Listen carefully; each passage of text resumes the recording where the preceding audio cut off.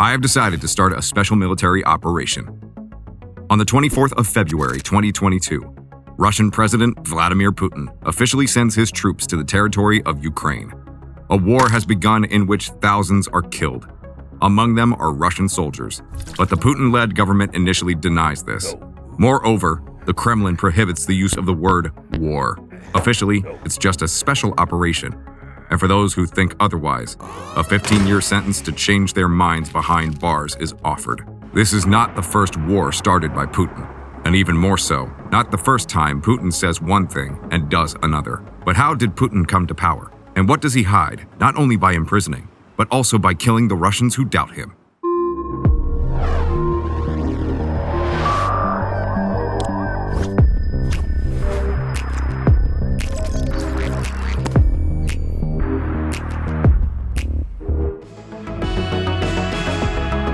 Vladimir Putin was born on October 7, 1952, in what is now known as St. Petersburg, which was called Leningrad at the time. Putin was the third child in the family, but both brothers, Albert and Victor, died in infancy even before he was born. According to Putin himself, his grandfather was the personal chef of Stalin and Lenin. His mother, Maria Ivanova, who survived the Battle of Stalingrad, worked in a factory after the birth of Putin. His father was a conscript in the Soviet Navy and was an NKVD officer during World War II. Poverty, hunger, and grief. This is the government Putin grew up in. His family lived in a dilapidated Soviet dwelling, which they had to share with two other families. In his autobiography, Putin claimed that rats crowded at the main entrance, which he and his friends chased away with sticks. Putin says he once cornered one of the rats. To his surprise, the rat attacked and frightened him greatly. Little Putin barely managed to escape. Putin's former teacher says that he lived in terrible conditions. That is, without hot water and with terrible toilets. He spent most of his time in a common yard full of drunken and cursing bandits who were always ready to start a fight. At that time, his parents were working. Putin's childhood was not easy. He was bullied and humiliated, especially because of his short height. In order to defend himself, he studied martial arts. He soon joined a street gang. During that time, he says he learned an important rule. When a fight is inevitable, you have to hit first. Similarly, he is now justifying the war with Ukraine, arguing that this is inevitable to stop the anti-Russian Ukrainians. In October 1999, Russian troops are sent to fight the Second Chechen War. The official reason was the bombing of blocks of flats in Russia by Chechen terrorists.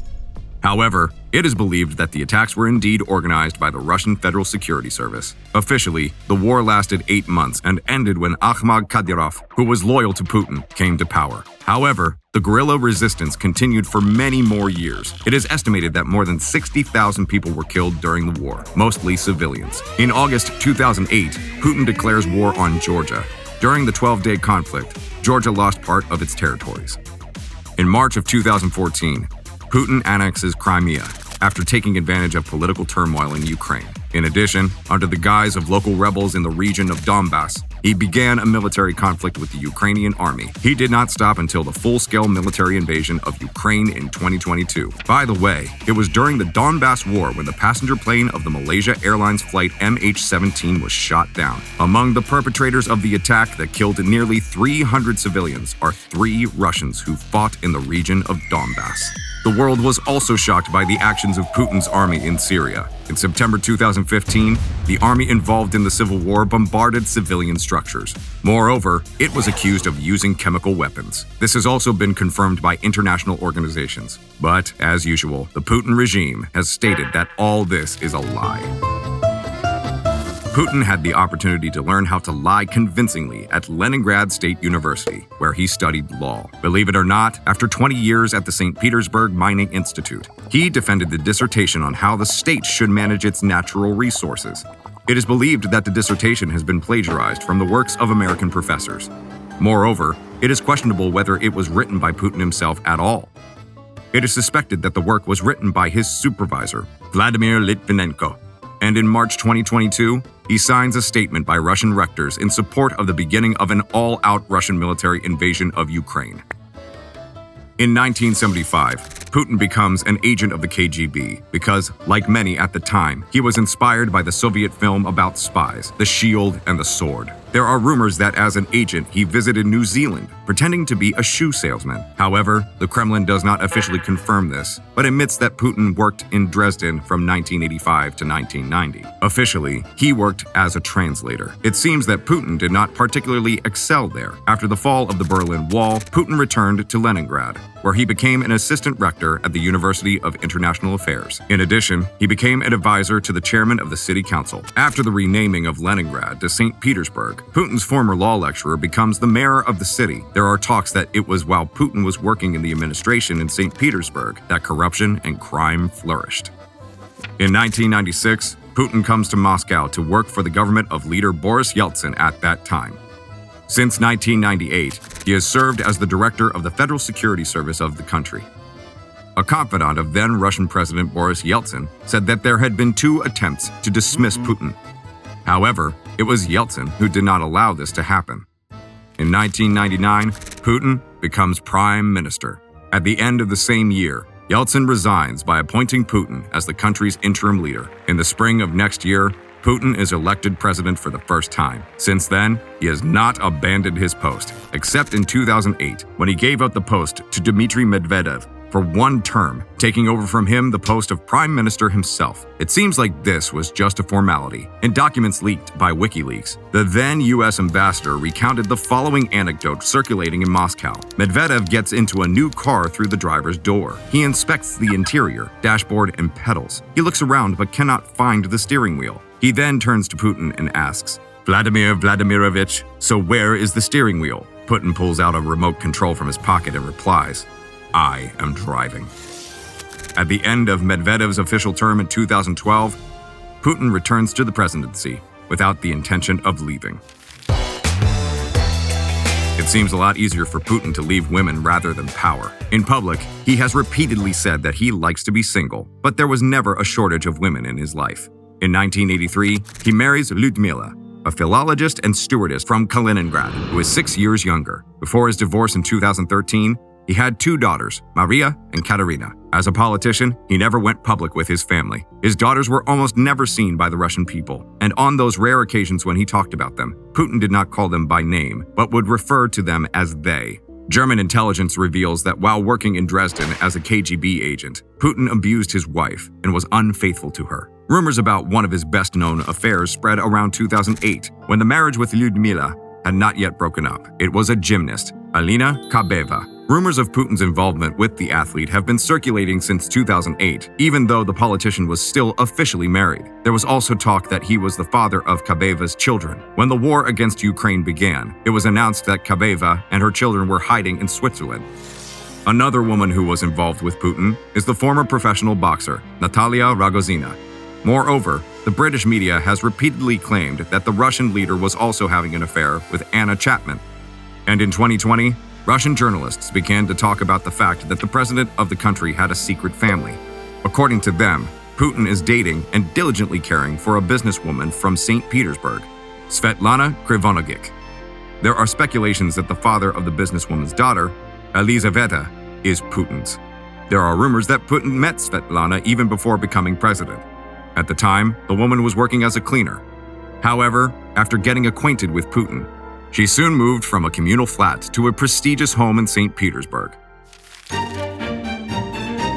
Putin himself does not boast his wealth. He owns a 77 square meter flat and an 18 square meter garage, 2 Soviet Volga cars, an SUV Niva, and a trailer for transporting potatoes. There is also a 153 square meter flat and an 18 square meter garage, which are being used. Such assets of Putin are mentioned in the official declaration. However, 5 years ago, the British tabloid media published expert estimates stating that, in fact, Putin may be the richest person on the planet.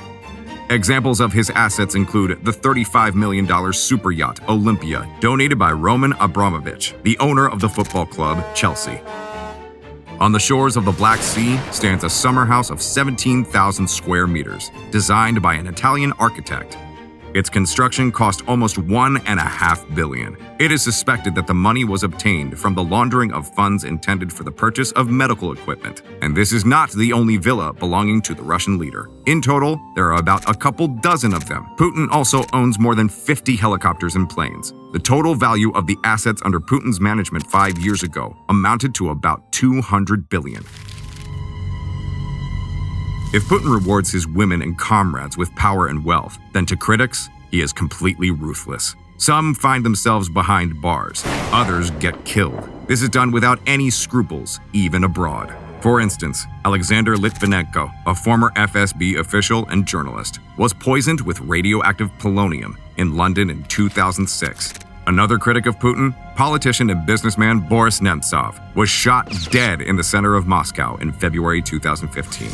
In 2018, former double agent Sergei Skripal and his daughter are found unconscious in Salisbury. As it turned out, they were poisoned with the nerve-paralyzing agent Novichok. The medical professionals managed to save their lives, but a British woman who mistakenly believed the poison was perfume dies. In 2020, using the same Novichok substance, an attempt was made to poison the lawyer, politician, and activist Alexei Navalny. German medical professionals saved his life. After returning to Russia, Navalny was imprisoned for alleged embezzlement of funds.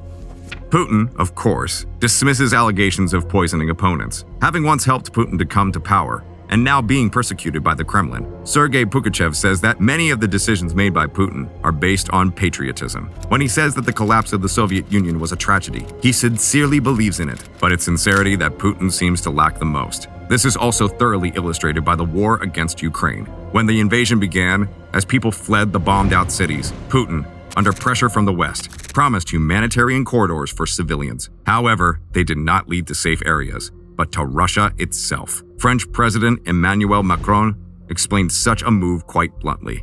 This is moral and political cynicism. This is hypocrisy that I don't agree with. The number of those opposed to Putin's actions has recently been on the rise in Russia itself. Ukrainian intelligence has announced that a group of influential people who oppose Putin's activities and potentially plan to eliminate him is forming in the ranks of Russia's business and political elites.